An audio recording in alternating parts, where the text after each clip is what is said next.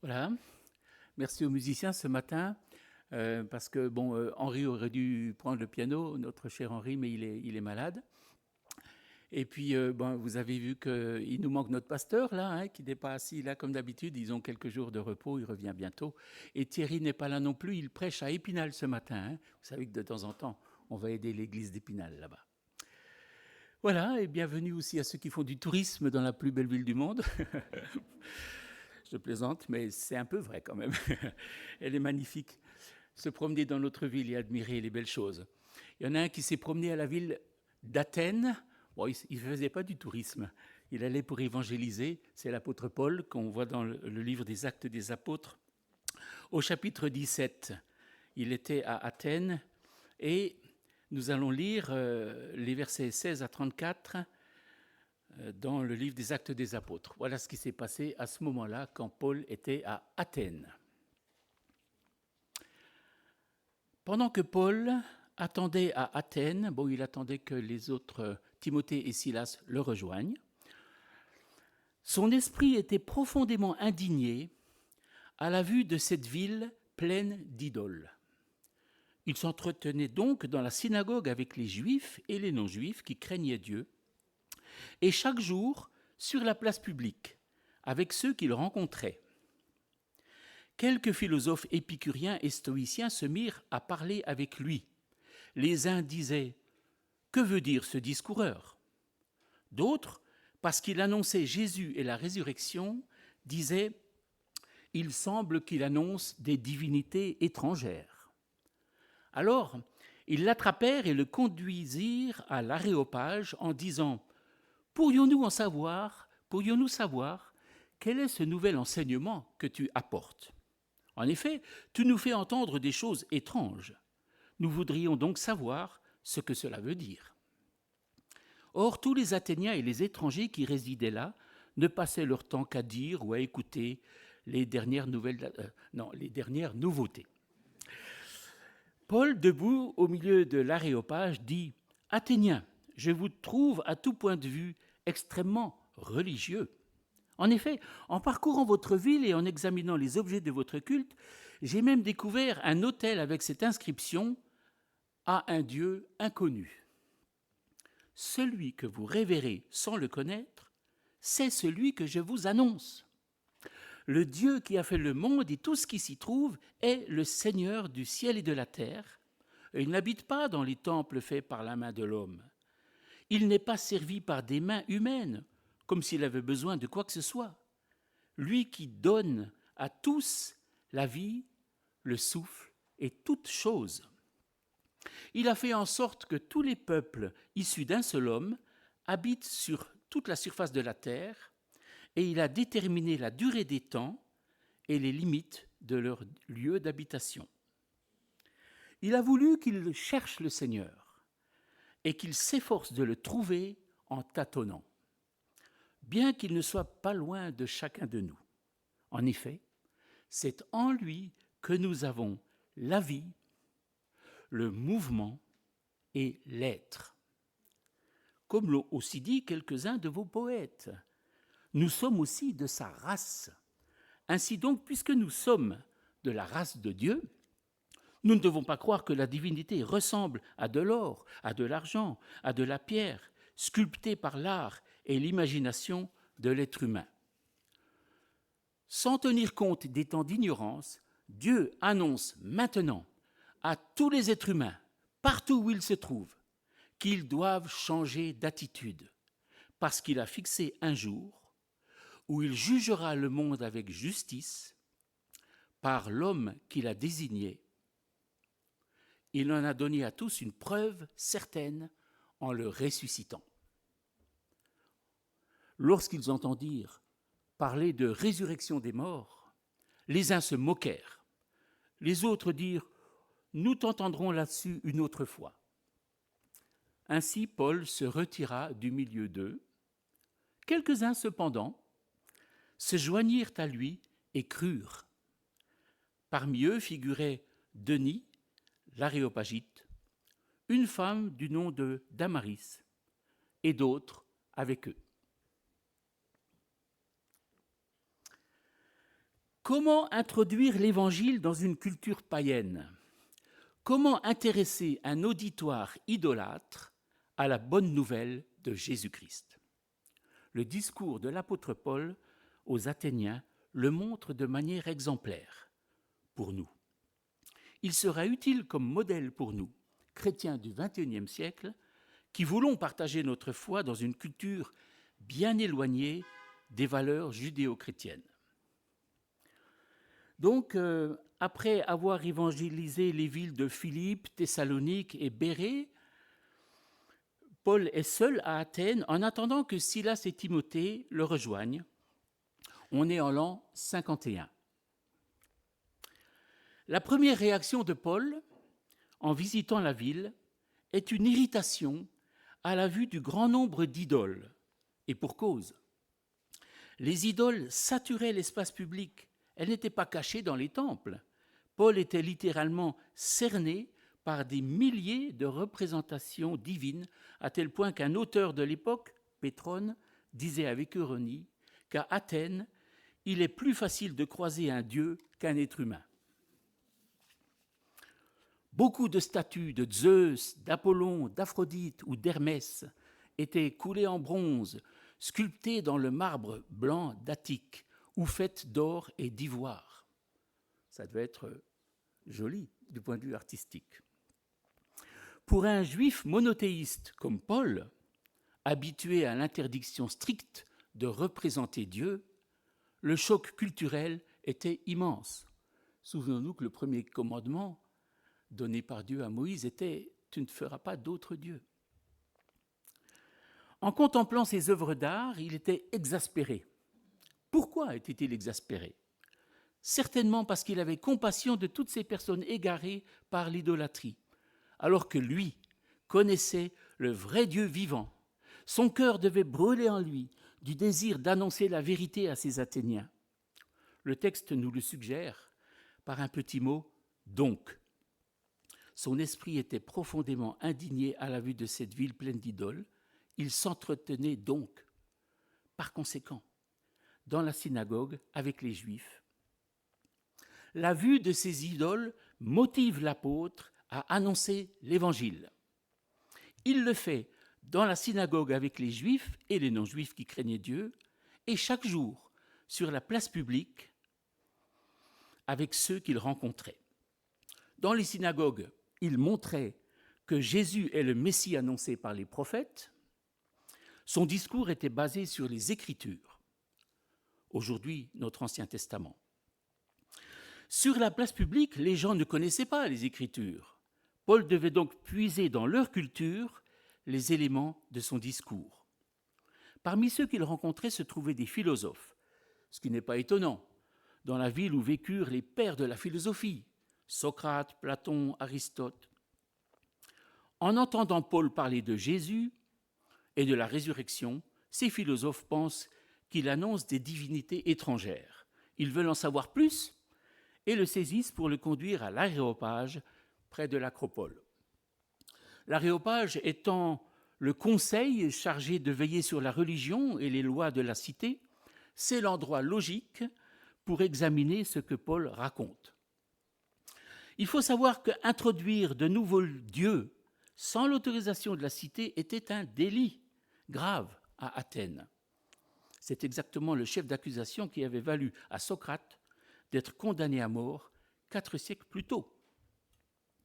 C'est un peu comme un accusé que Paul est conduit à l'Aréopage.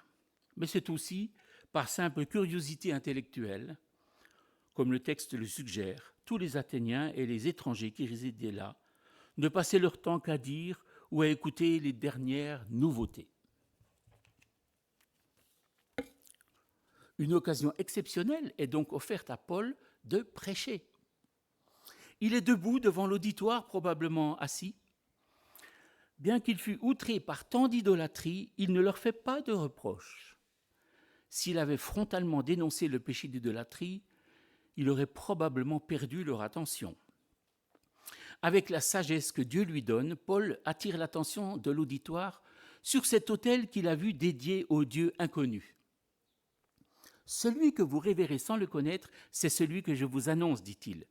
Ces paroles ont dû capter l'attention de tous, car Paul annonce qu'il va dévoiler qui est ce Dieu jusque-là inconnu des Athéniens. Il dit que Dieu est celui qui a fait le monde et tout ce qui s'y trouve.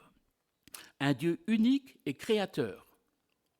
Ce n'est pas Apollon qui a créé la lumière, ce n'est pas Poséidon qui a créé la mer, ce n'est pas Héphaïstos qui crée le feu.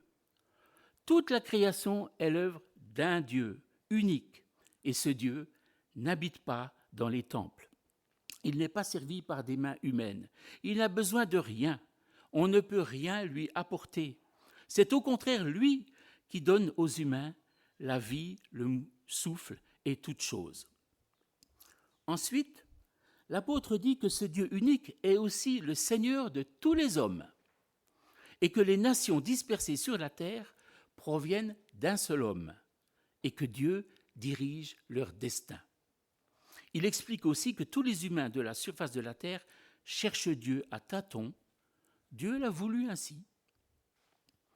Dieu a voulu que tous les êtres humains le recherchent. Il a mis dans le cœur de l'homme une aspiration à la transcendance. Il suscite la pensée de l'éternité. Je dirais qu'il y a dans le cœur de l'homme un grand point d'interrogation. L'être humain est traversé de questions. Qui a créé l'univers, les étoiles, les animaux et mon propre corps? Qu'y a-t-il après la mort? Quelque chose ou rien? Qui suis-je? Quelle est mon identité? Qu'est-ce qui me distingue d'une autre personne? Le philosophe Blaise Pascal le dit en ces termes: « Il y a dans le cœur de l'homme un vide en forme de Dieu. » Que rien de ce qui a été créé ne peut remplir, mais seulement le Créateur qui s'est fait connaître par Jésus. Paul affirme que ce Dieu inconnu des Athéniens est celui qui donne la vie, le mouvement et l'être. Et pour remporter l'adhésion de son auditoire, Paul appuie son argumentation par une citation d'un poète grec qui a écrit « Nous sommes tous de la race de Dieu ». C'est une citation de Aratos de Solès et avant lui Cléante dans son hymne à Zeus. Le mot race est la traduction du mot grec génos, apparenté à généalogie, gène. C'est comme si nous avions l'ADN de Dieu, l'ADN du Créateur. Paul s'adresse à des philosophes stoïciens et épicuriens. Il sait qu'il ne peut pas leur citer la Bible hébraïque, qu'ils ne connaissent pas. Alors il utilise leurs propres références. Pour les Grecs de l'époque, la phrase « nous sommes de sa race » signifiait que l'étincelle divine était en tout de manière un peu fusionnelle. Paul recadre cette idée. Il affirme que tous les êtres humains, peu importe leur nation, ont une dignité unique parce qu'ils ont été voulus et créés par le Dieu unique. Dire que nous sommes de la race de Dieu, ou selon les traductions, de la lignée de Dieu, ou de sa progéniture, souligne que l'humain a été fait à l'image de Dieu. Nous sommes plus que notre corps physique. Nous avons une intériorité, une âme, une vie spirituelle. Nous avons une capacité de relation avec Dieu, une conscience et une boussole morale que le reste de la création n'a pas. Ici, Paul se montre très habile. Il utilise cette citation pour faire basculer son argumentaire. Il leur dit que Dieu ne peut pas être convenablement représenté par des images. Il n'est pas matériel. Il est esprit, et les statues, si belles soient-elles, ne peuvent lui ressembler. Dieu est transcendant, et si est si grand qu'un temple ne peut le contenir. Si l'être humain est l'enfant spirituel de Dieu, alors Dieu ne peut pas être un morceau de marbre inanimé. Paul utilise leur propre philosophie pour démontrer l'absurdité de l'idolâtrie athénienne.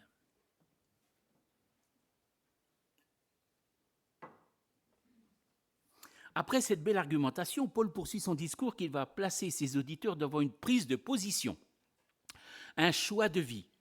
Il dit « Sans tenir compte des temps d'ignorance, Dieu annonce maintenant à tous les êtres humains, partout où ils se trouvent, qu'ils doivent changer d'attitude, parce qu'il a fixé un jour où il jugera le monde avec justice par l'homme qu'il a désigné.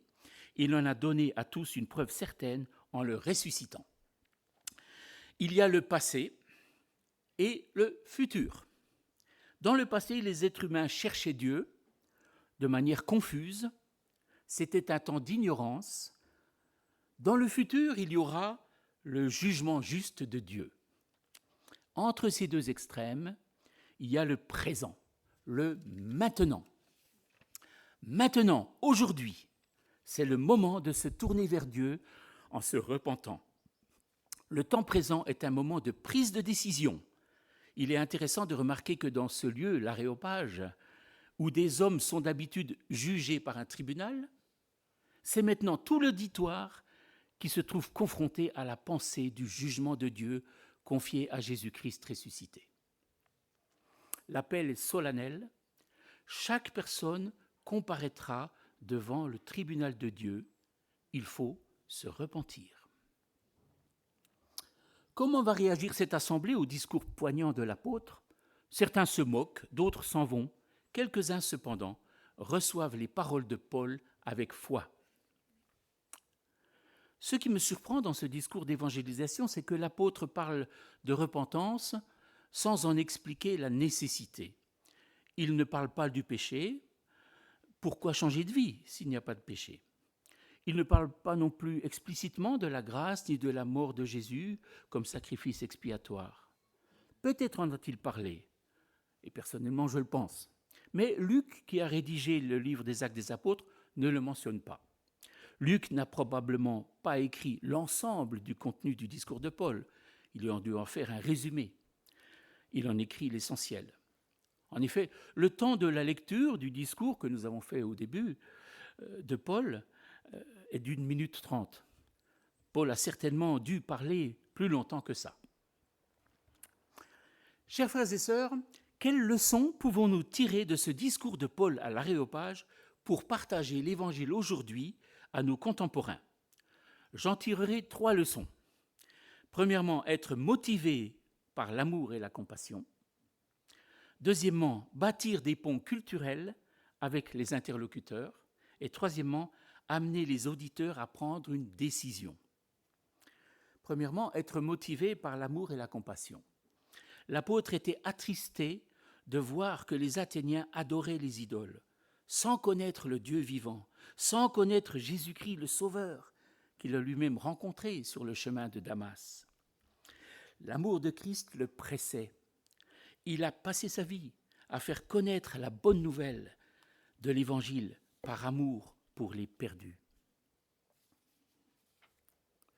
S'il était irrité par l'idolâtrie, c'est parce qu'il avait compassion des personnes, de leur ignorance et de leur aveuglement. Permettez-moi un petit témoignage. Nous avons fait récemment du tourisme en Corse. Le guide nous a fait visiter de nombreuses églises et nous a parlé de la dévotion des habitants pour les saints vénérés en Corse. Sainte Julie, Saint Roch, Saint Érasme, Saint Antoine et tant d'autres.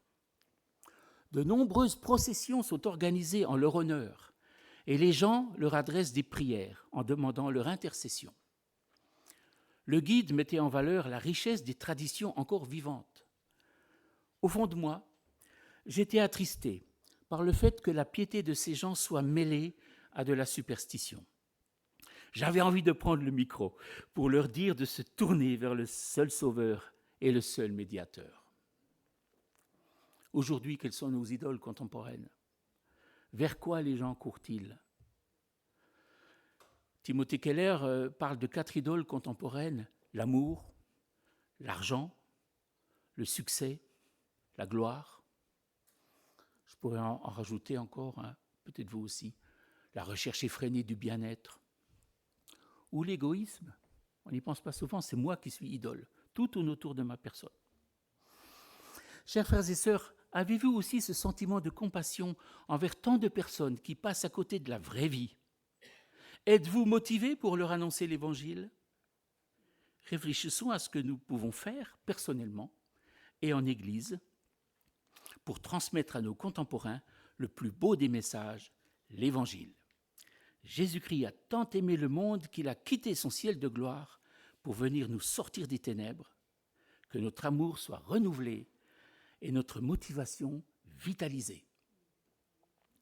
Deuxième leçon, bâtir des ponts culturels avec les personnes. Nous avons vu la manière habile avec laquelle Paul s'est adressé aux Athéniens. Il a bâti un pont culturel en citant des auteurs grecs pour appuyer son argumentation. Cela montre qu'il connaissait leur culture. Il est important de connaître la culture de nos contemporains pour mieux communiquer avec eux, parler de leur environnement, de leur histoire, montre qu'on a de l'intérêt pour eux. Ils seront plus confiants et plus à l'aise pour communiquer avec nous. Aujourd'hui, avec le brassage des cultures et les nationalités, avec le melting pot, il peut être utile de connaître un minimum d'éléments culturels relatifs aux coutumes, par exemple aux coutumes de l'islam. Quelles sont leurs croyances, tout ça. On est entouré de beaucoup de musulmans. Comment pouvons-nous les approcher ? Il me semble que le plus important est de se rappeler de deux choses que nous avons évoquées à propos du discours de Paul. Chaque être humain aspire à une transcendance et chaque être humain est créé à l'image de Dieu. Ce sont deux piliers du pont que nous voulons construire. Le premier pilier, l'homme aspire à une transcendance. Il a en lui des désirs, conscients ou inconscients, désirs de sens, de plénitude, aspiration à l'harmonie et à la paix, recherche du bonheur et souhait d'être aimé. Le rôle du chrétien sera de lui présenter Christ comme étant la réponse à ces questions. Parler du Seigneur comme celui qui nous aime, qui donne un sens à notre vie et qui peut nous combler et en qui nous pouvons tout avoir pleinement. Deuxième pilier, l'homme est créé à l'image de Dieu. Cette image est comme un miroir, mais un miroir brisé par le péché. Il va falloir recoller les morceaux. C'est un travail de rassemblement, de rapprochement, comme un puzzle. Ce travail prend du temps et doit être accompagné d'amour. Certaines personnes sont tellement éloignées de Dieu, aveuglées par les ténèbres et enfoncées dans le péché, qu'il nous est nous-mêmes difficile de voir en eux l'image de Dieu. Je ne sais pas si vous avez déjà rencontré des personnes comme ça. Il y a des gens qui disent « mais ce n'est pas des humains, c'est des monstres ». Ben non, ce sont des humains, créés à l'image de Dieu. Je pense aux personnes qui pratiquent la torture, qui sont l'auteur de viols ou de génocide. Il nous faut l'amour, la compassion et la patience du Seigneur pour trouver en eux le reste d'une image de Dieu, une image qui pourra cependant être restaurée. Nous avons chanté « Christ nous libère ». Il peut nous libérer encore aujourd'hui et restaurer une image de Christ en nous.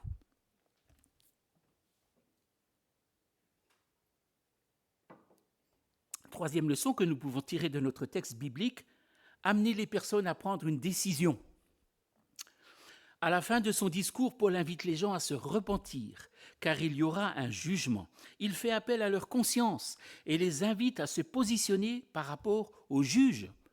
On n'en parle pas souvent du juge, mais ça fait partie du message de l'Évangile.